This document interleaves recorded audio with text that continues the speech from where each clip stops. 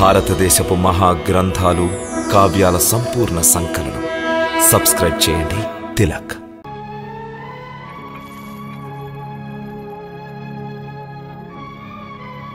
ప్రణామాలు ధర్మపిత.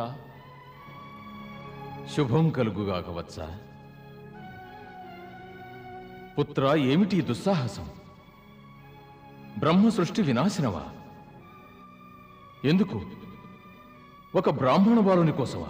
హే ధర్మపిత, ఇది కేవలం ఒక బ్రాహ్మణ పుత్రుని సమస్య కాదు, మా ప్రతిజ్ఞ యొక్క సమస్య. మా ప్రతిజ్ఞ నెరవేర్చుకునే మార్గంలో ఏది ప్రతిబంధకమై నిలిచినా దాన్ని నిర్మూలించడం మా ధర్మం. ధర్మవచనాలు వచిస్తున్నావా? అటులైన ఎందుకు మరచావు? ఒక ధర్మాన్ని నిర్వర్తించడం కోసం అంతకన్నా గొప్ప ధర్మాన్ని బలి చేయరాదని నీకు తెలియదా? ఏమంటున్నారు తమరు?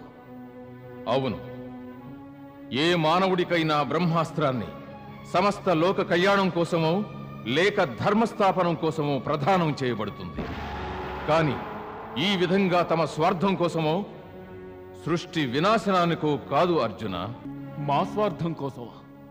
నిస్సందేహంగా.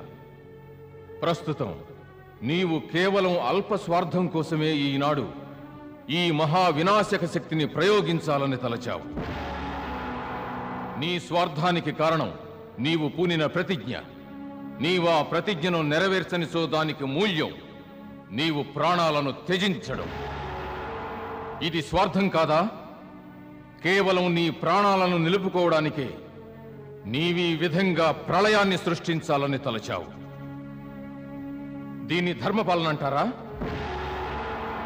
ఎప్పుడైతే రెండు ధర్మాల మధ్య సమస్య తలెత్తుతుందో అప్పుడు సమస్త లోకాలకు మేలు కలిగే పరిష్కారాన్ని ఎన్నుకోవాలి.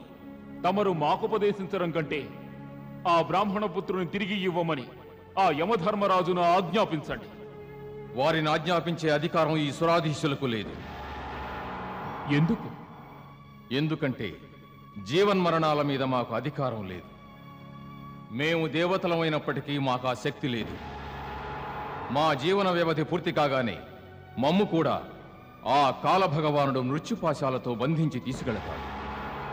కనుక ఒక మృత బాలకుని బ్రతికించాలనే ఆశను విడచి నీవా బ్రహ్మాస్త్రాన్ని నీ తుణీరంలో భద్రపరచు. మేము దాని శక్తులను క్షీణింపజేశాము. ప్రస్తుతం అది నిష్ప్రయోజనం. అంటే ఈ పరిస్థితిలో మాకు దేవతలు కూడా సహకరించలేరా? దేవతలకే దేవత ఆ భగవానుడు శ్రీకృష్ణుడు ఇప్పుడు ధరిత్రిపై ఉన్నారు. వారే నీకు సహకరించగలరు.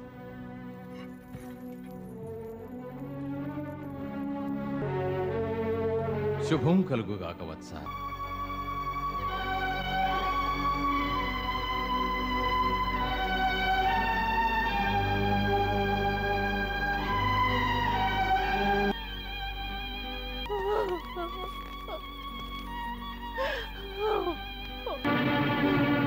చూడండి, అందరూ చూడండి, నా సంతానాన్ని రక్షించేవాడు, సాక్షాత్తు మృత్యువునే జయించగలిగిన వాడు ఈ అర్జునుని చూడండి. తన పరాక్రమంతో పరమేశ్వరునే ప్రత్యక్షం చేసుకున్నాడట. ఓ బ్రాహ్మణవర్య, మేము తమ పుత్రులను యమలోకం నుంచి రక్షించలేకపోయాము. వారిని రక్షించడంలో అసమర్థులమైనాము. ఇది ఈ గాంధీవానికే సిగ్గుచేటు, ఈ అర్జునుని పౌరుషానికే కళంకం.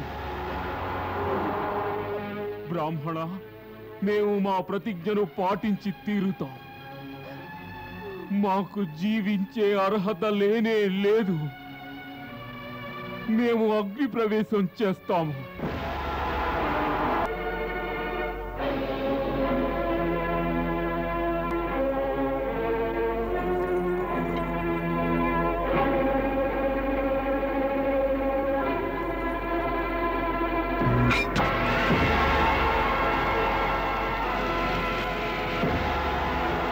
మేము కుంతి పుత్రులం, అర్జునులం. ఈ పృథ్వీ లోకపాలకులు దిక్పాలకులు సాక్షిగా వాగ్దానం చేస్తున్నాం. మేమీ బ్రాహ్మణ దంపతుల బిడ్డల ప్రాణాలను రక్షించలేని కారణంగా మేము ప్రతిజ్ఞ నెరవేర్చుకోలేని అపరాధులమయ్యాం. అందుకని మేము మా పితృదేవుల గౌరవ మర్యాదలను రక్షించడం కోసం స్వయంగా మేము ఈ అగ్నికి ఆహుతి కాబోతున్నాం. పితృదేవతలారా, మేము మర్త్యలోకాన్ని విడిచి తమ లోకానికి వస్తున్నాం. మమ్ములను ఆశీర్వదించండి. మీరు కూడా మాకు సెలవివ్వండి. ఒక్క విషయం తెలుసుకోండి, వాగ్దానం ప్రాణం రెండింటిలో మొదట వాగ్దానానికే ప్రాధాన్యత ఇవ్వండి. అదే క్షత్రియ ధర్మం. అర్జున, ఆగు!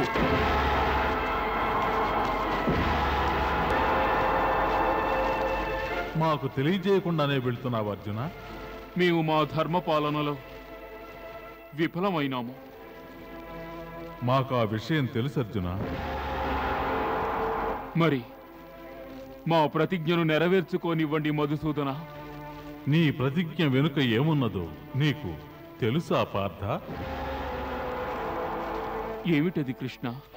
మేమనే అహంకారం, దానివల్ల కలిగిన మాత్సర్యం, ఆ విషయం తెలుసా? సాక్షాత్తు ఆ కాలుని ఎదుర్కోగలవా అర్జున? మరి మిమ్మల్ని నిందించడాన్ని కూడా మేము సహించలేకుండా ఉన్నాం. ఎందుకు సహించలేకపోయావు? నింద అనేది పరిష్కారానికి జనని వంటిది. కర్తవ్య పరాయణుల్ని చేసేది నింద అన్న విషయాన్ని నీ వెరుగుకున్నావు. ఏమైనా కానివ్వండి, ఎవరు తమను పాపి అన్నా మేము సహించలేం. ప్రస్తుతం మాకు తెలిసిందల్లా ఒక్కటే మాధవ, ఈ లోకంలో మాకు జీవించే అర్హత లేదు. నీ యొక్క ప్రాణాలపై అధికారం కేవలం నీ ఒక్కడికే కాదు పార్థ, నీ యొక్క సఖులకు ఉంటుంది. కనుక మేము నీ యొక్క సఖునిగా నీవిలా కర్తవ్య విముఖుడవై పారిపోవటాన్నెట్టి పరిస్థితుల్లోనూ అనుమతించం. కేవలం ఒక్క పిరికి వాళ్లే తమ కర్తవ్యాన్నిలా మధ్యలో వదలి మృత్యుదేవతకు శరణాగతులవుతారు. కర్తవ్య పాలకుడైన వాడు తన కడశ్వాస వరకు ఆ ఉక్కుగోడను మోదీ మోదీ మోదీ తర్వాతే మరణిస్తాడు. ఎందుకంటే తన అంతిమ ఘాతానికైనా అది వ్రక్కలవచ్చు కదా అని. తమ ఉద్దేశం ఏమిటి? మేము పరిపూర్ణంగా యత్నించలేదనా? ముమ్మాటికి అదే వచిస్తున్నాను పార్థ. నీవిప్పుడు యమలోకం వరకు వెళ్ళి తిరిగి వచ్చావు. కానీ ఆ యమలోకం తర్వాత ఇంకా ఎన్ని లోకాలున్నాయో నీవు తెలుసుకోగలిగావా? అంటే ఏమిటో నాతో రా, చూపిస్తా. మన ఇరువురం యమలోకానికి వెళ్ళి ఆ బాలులను తీసుకొద్దాం.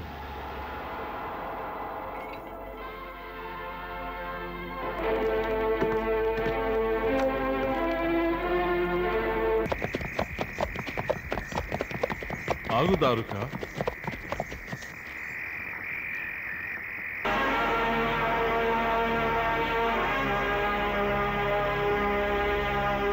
దారుక, నీవిక్కడే ఉండు. అర్జున, ఆ రథానికి నీవే సారథివి. ఆజ్ఞ మధుసూదన.